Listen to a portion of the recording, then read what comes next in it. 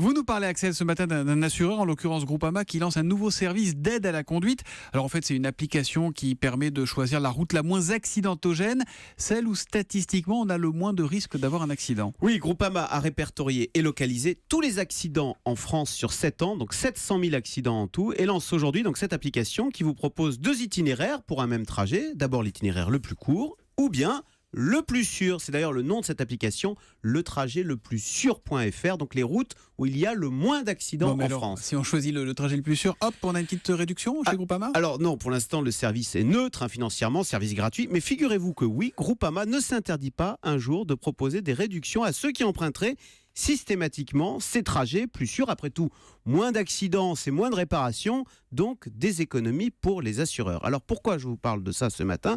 Eh bien parce qu'on voit bien là comment les compagnies d'assurance commencent à nous dicter notre conduite, dans tous les sens du terme d'ailleurs. Alors tout d'abord notre conduite au volant, vous savez qu'il y a aussi Allianz qui propose d'installer un petit boîtier dans votre voiture pour évaluer votre conduite. N'est-elle pas trop brusque ? N'y a-t-il pas trop de grands coups de frein ? Un petit mouchard, quoi.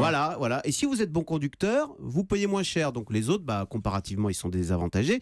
Mais vous avez aussi maintenant, plus grave, des assureurs qui commencent à s'immiscer dans votre vie au quotidien. Mais qu'est-ce qu'ils mettent ces assureurs dans le quotidien ? Ils surveillent ce qu'on mange et on fait du sport, c'est ça ? Exactement. C'est Generali, par exemple, qui a lancé le programme Vitality, qui offre des réductions si vous mangez sain, si vous faites du sport ou si vous allez chez le médecin de façon préventive. Mais comment ils peuvent surveiller tout ça ? Comment ils peuvent savoir ce qu'on mange ? Comment ils nous fliquent ? Eh bien maintenant, partout, nous laissons des traces sur Internet avec les programmes de fidélité, les commandes sur le web.